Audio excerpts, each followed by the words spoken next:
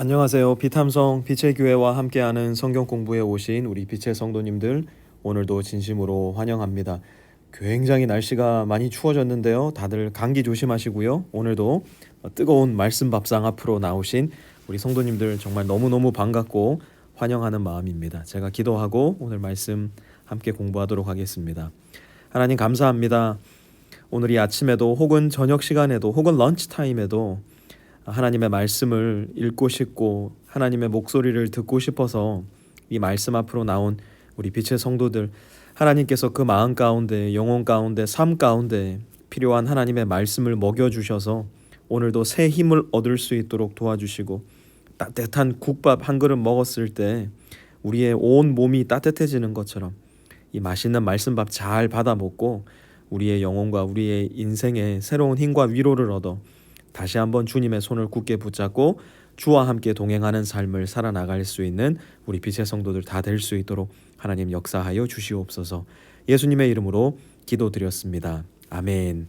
오늘은 30절부터 44절까지, 오늘도 본문이 제법 긴데요, 함께 공부해 보도록 하겠습니다. 30절에 보니까요, 사도들이 예수께로 몰려와서 라고 이야기를 합니다. 사도들이 예수께로 몰려왔대요.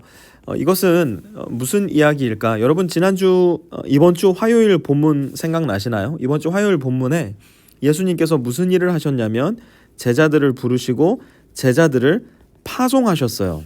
둘씩 나가서 복음을 전하라고 전도 여행을 보내신 겁니다. 그리고 어제 본문은 마치 이렇게 가로를 치고 침례 요한의 죽음에 대한 이야기를 기록을 했고요. 이제 오늘 다시 그 전도 여행에 대한 결과를 이제 보여주고 있는 겁니다. 그래서 전도 여행에 대한 결과 보고를 예수님께 이야기를 하는데요. 30절에 자기들이 한 일과 가르친 일을 다 그에게 보고를 하는 겁니다. 전도 보고를 예수님께 드리고 있는 것이죠. 누가복음, 똑같은 이야기가 기록되어 있는 누가복음 9장 10절에서 17절에 보면요, 사도들이 막 흥분해가지고 어쩔 줄을 몰라요. 주님, 우리가 주님의 이름으로 사람들에게 복음을 전하니까 귀신들도 무서워 다 도망가더이다. 사도들이 막 흥분해서 예수님께 그 전도 결과를 보고를 하는 겁니다. 그런데 예수님은 역시나 반응을 조금 이상하게 하세요. 그때 예수께서 그들에게 말씀하셨다. 너희는 따로 외딴 곳으로 와서, 아니 지금 외딴 곳에 있을 시기가 아니잖아요. 전도 여행을 했는데 막 사람들이 난리가 난 거예요. 그러면은 제가 늘 말씀드리죠. 우리의 사고로는 물 들어올 때 배를 저어야 돼요. 노를 저어야 돼요. 노젓길 멈춰야 돼요. 열심히 더 저어야 되는데 예수님은 그때마다 외딴 곳으로 좀 와서 좀 쉬어라. 우리 같아서는 지금 쉴 시간이 어디 있습니까? 사람들이 이렇게 몰려오고 있는데, 그런데 예수님은 좀 쉬어라. 무언가 더 잘 되는 것 같고, 지금 해야 될 것만 같고, 지금 하면 더 잘 될 것 같은 그러한 상황 속에 예수님은 늘 이렇게 하세요. 좀 쉬어라. Take a rest. 왜인가 봤더니 거기에는 오고 가는 사람이 하도 많아서. 왜 거기에 오고 가는 사람이 하도 많았을까요? 제자들이 전도 여행을 하니까 귀신이 나가고 병이 고쳐지니까 막 사방팔방에서 지금 다 제자들이 있는 곳, 예수님을 중심으로 모여들기 시작했던 거예요. 그렇게 사람들이 너무 많으니까 음식 먹을 겨를조차 없었어요. 그래서 32절에 그들은 배를 타고 외딴 곳으로 떠나갔다. 그런데 사람들이 가만히 있습니까? 33절 보니까요, 많은 사람이 이것을 보고 그들인 줄 알고 여러 마을에서 발걸음을 재촉하여 그곳으로 함께 달려가 그들보다 먼저 그곳에 이르렀다. 왜 그랬을까요? 제자들이 전한 예수님이 보고 싶었던 거예요. 제자들이 권능을 주신 그 예수님을 보고 그 예수님에게 귀신도 내쫓김 받고 병도 고침 받고 싶었던 것이 바로 이 사람들, 무리들의 마음속에 있었던 소원이었던 거예요. 그런데 그 무리들을 보시고 예수님은 어떻게 반응을 하시는가? 배에서 내려 큰 무리를 보시고 그들이 마치 목자 없는 양과 같으므로 그들을 불쌍히 여기셨다. 여기에 굉장히 중요한 예수님의 마음이 나옵니다. 목자 없는 양과 같으므로. 이스라엘에 목자가 있었을까요? 없었을까요? 많았습니다.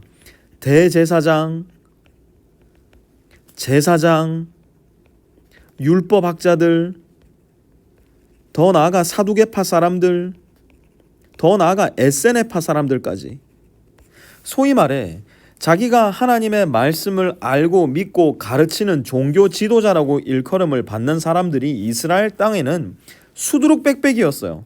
그럼에도 불구하고 그들 중에 진짜 목자가 없었던 거예요.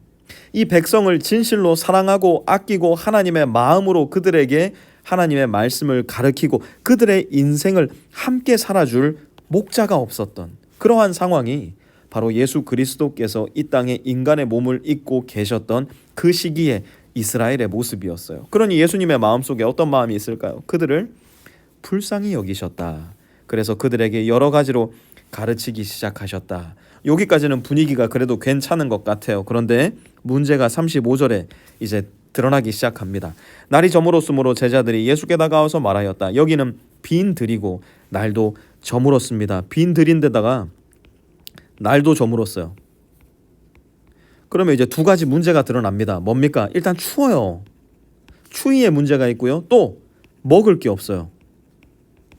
그러니 지금 가장 인간에게 있어서 중요한 두 가지 의식의 문제가 지금 없어져 버린 겁니다. 식주의 문제가 없어져 버린 겁니다. 머리를 가릴 지붕이 없고요. 먹을 게 없는 그러한 절체절명의 위기에 지금 빠지게 된 거죠. 전도여행 열심히 해가지고 자기들의 주가를 위로 쫙 올려놨는데 예수님께 와서 봤더니 막 아이고 추워. 먹을 것도 없어. 그럼 어떻게 됩니까? 자기의 주가가 밑으로 쭉 내려가는 겁니다. 지금 제자들은 그것을 염려하여서 36절에 이렇게 이야기합니다. 이 사람들을 해쳐 제각기 먹을 것을 사 먹게 근방에 있는 농가나 마을로 보내시는 것이 좋겠습니다. 굉장히 합리적인 이야기지 않습니까? 음식도 없어요.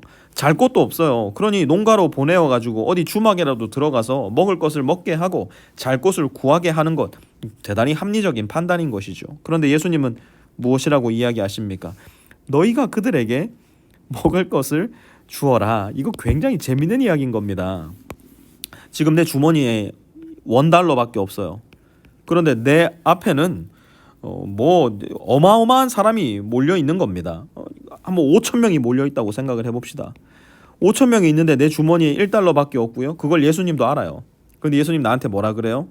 너에게 있는 것으로 5,000명을 한번 먹여보아라. 이거 정말 우스운 이야기 아닙니까? 그러니 제자들이 뭐라고 얘기합니까? 그러면 우리가 가서 빵 200데나리오너치를 사다가 그들에게 먹이라는 말입니까? 우리말로 하자면 치필레 5,000명 인분을 사다가 이들에게 먹이란 이야기입니까? 주님 우리한테는 $1밖에 없는데요. 지금 이 상황이 그런 상황인 것이죠. 예수님이 그걸 모르시는 게 아니었어요. 38절 예수께서 그들에게 말씀하셨다. 너희에게 빵이 얼마나 있느냐? 너희에게 돈이 얼마나 있느냐 물으시는 거예요. 빵 5개와 물고기 2마리가 있습니다. 기껏 해봐야 $10가 우리가 가진 전부인데요. 그런데 예수님은 그러한 현실에 굴하지 않으세요. 제자들에게 명하여 모두들 떼를 지어 푸른 풀밭에 앉게 했고요. 100명씩 또는 50명씩 떼를 지어 앉은 후 예수님께서 이렇게 하세요. 빵 5개와 물고기 2마리를 들어서 하늘을 쳐다보고 축복하신 다음에 빵을 떼어서 제자들에게 주시고 사람들에게 나누어 주게 하셨다. 그리고 그 물고기 2마리도 모든 사람에게 나누어 주셨다. 결과는 무엇입니까? 그들은 모두 배불리 먹었다. $10밖에 없는데 5,000명, 남자 장정만 5,000명을 먹인 겁니다. 이 일을 겪은 사람들 머릿속에 삥 하고 떠올랐을 사건이 하나 있었으니 그것이 무엇이냐면 출애굽 사건 당시 있었던 만나와 메추라기 사건이었을 거예요. 아무것도 없었는데 모두가 배불리 먹을 만나와 메추라기가 날마다 이스라엘 진에 충분하게 흩어져 있었고 그것을 이스라엘 모든 백성들은 배불리 먹을 수 있었어요. 지금 이 만나와 메추라기 사건을 광야 한가운데서 예수님께서 장정만 5,000명인 사람들을 대상으로 펼쳐져 보여주신 거예요. 오늘 본문 속에 만날 수 있는 예수님은 누구입니까? 오늘 본문 속에서 여러분은 어떤 예수님을 만나시게 됩니까? 저는 오늘 본문 속에서 제일 좋은 예수님이 누구시냐면 가서 쉬어라 라고 말씀해 주시는 예수님이에요. 우리 예수님은 물 들어올 때 노저어라. 죽을 만큼 노저어라. 그렇게 말씀하시는 분 아니에요. 가서 쉬어라. 따뜻하게 말씀해 주시는 분이신데요. 이렇게 얘기하시는 이유가 뭘까? 두 가지를 한번 크게 생각해 봅시다. 우리에게 쉼이 필요하기 때문이에요. 여러분 지쳐 있는 분 많으시죠? 여러분 쉬셔야 돼요. 교회에서도 마찬가지입니다. 저는 여러분들이 사역 너무 열심히 안 했으면 좋겠어요. 마치 그게 하나님께서 나에게 주신 전 인생을 통틀어 유일한 소명이고 사명이라 생각하면서 사역하시는 분들 여러분들 안 하셔도요. 하나님의 교회 하나님께서 지키십니다. 여러분 시시때때로 쉼이 필요하다는 거 꼭 기억하셔요. 그런데 이것보다 더 중요한 가서 쉬어라 말씀하시는 이유가 있어요. 그게 뭐냐면요. 우리의 교만을 물리치기 위해서예요. 우리가 쉬지 못하는 이유가 뭔지 아세요? 내가 쉬면은 큰일 난다 생각하기 때문이에요. 내가 쉬면 하나님도 소용없다고 생각하기 때문이에요. 내가 일해야 하나님도 겨우겨우 나와 같이 수준을 맞추셔가지고 이 발걸음을 맞추셔가지고 일해 주셔서 뭔가가 이루어지지. 내가 쉬면 지금 절단 난다. 이게 뭐예요? 교만이에요. 사실 오늘 본문 속 이 교만한 마음이 사도들의 마음을 제법 많이 채우고 있었을 겁니다. 우리가 하니까 되네? 내가 하니까 귀신이 나가네? 내가 하니까 복음이 전해지네? 내가 하니까 병자가 고침받네? 내가 나에게로 온 관심이 집중되고 있었던 그 시기 예수님 뭐라고 말씀하세요? 가서 쉬어라. 그리고 뭘 보여주십니까? 오늘 본문이 지금 연결되어 있는 부분이 굉장히 흥미로워요. 바로 이 부분에 바로 맞대어서 일어나는 예수님의 기적이 뭐냐면 바로 오병이어의 사건이에요. 여러분 이 오병이어 사건의 중심에 누가 있습니까? 예수님이 있어요. 제자들의 관심이 온통 나에게 집중되어 있을 때 예수님은 그들을 가서 쉬어라 말씀하신 다음 이들에게로 가 있었던 시선을 다시 예수님께로 옮겨 놓습니다. 오병이어의 사건은 예수님 아니면 일으킬 수 없는 사건이었고요. 예수님만이 하실 수 있는 사건이었기에 그들은 쉼을 통하여서 교만할 수도 있었던 교만의 죄에 빠질 수도 있었던 그 위기를 그래서 자기 자신에게로 향할 수 있었던 그 시선을 다시 예수님에게로 옮겨 놓게 되는 거예요. 그래서 우리에게는 쉼이 중요하고요. 그래서 하나님께서는 우리에게 안식의 명령을 주셨어요. 우리가 정말 쉬기 어려운 시대를 살아갑니다. 계속해서 무엇인가를 해야만 인정을 받고 그렇게 성과를 내어야만 심지어 하나님께도 인정받는다는 착각 속에 우리가 살아가요. 그러다 보니 주일 하루도 일주일에 단 하루도 제대로 쉬지 못하는 경우가 많은데요. 여러분 그렇게 우리가 교만해서는 안 돼요. 어떤 분이 저한테 그렇게 얘기하셨어요. 목사님, 제가 열심히 공부하고 제가 열심히 일해서 돈을 벌어 이 집도 차도 내 가족도 꾸리고 있는데 하나님 그때 무엇을 하셨을까요? 제가 그분께 그렇게 말씀드렸어요. 건강은 누가 주셨습니까? 지금 성도님의 IQ는 누가 주셨을까요? 지금 성도님을 만들어 가시는 그 성품은 도대체 누가 주신 걸까요? 우리는요, 지금 코로나 시기를 거치면서 잘 알고 있잖아요. 이 건강 하나만 사라져도 모든 게 다 사라져 버립니다. 그 건강 누가 주셨어요? 우리에게 시간 누가 주셨어요? 숨 쉴 수 있는 공기는 누가 주셨어요? 하늘을 계속해서 비추고 있는 해는 누가 주신 겁니까? 시시때때로 안식을 누리며 쉼을 누리며 나에게로 향해 있는 시선을 주님께로 옮기는 연습 우리 계속해야 돼요. 그렇지 않으면 우리는 결코 오병이어의 기적, 우리 인생을 통해서도 일어날 수 있는 예수님의 기적을 볼 수 있는 기회를 놓쳐버리고 말 거예요. 예수님은 누구십니까? 우리로 하여금 가서 쉴 수 있도록 해주시는 분. 우리가 쉬는 동안에도 여전히 일을 하셔서 우리로서는 도저히 이룰 수 없었던 놀라운 기적을 우리의 인생을 통해 이루어 가시는 분. 우리 예수님 그런 분이십니다. 여러분 마음껏 쉬세요. 교만하지 마세요. 예수님을 향해서 오늘도 여러분의 시선을 옮겨 놓으세요. 그때 예수님께서 우리의 삶 가운데 일하시는 모습 분명히 볼 수 있게 될 것입니다. 하나님 고맙습니다. 우리를 노예처럼 부리셔서 work, work, work 우리로 하여금 쉴 새 없이 일하도록 밀어붙이시는 것이 아니라 가서 쉬어라. 그리고 내가 누군지 좀 더 자세히 들여다보아라. 내가 일할 수 있도록 너는 조금 쉬도록 하여라 말씀해 주시니 얼마나 감사한지 모르겠습니다.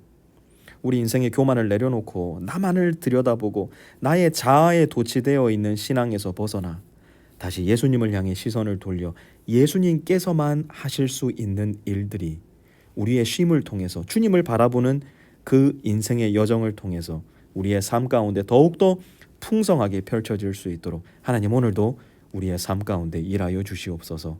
예수님의 이름으로 기도드렸습니다. 아멘.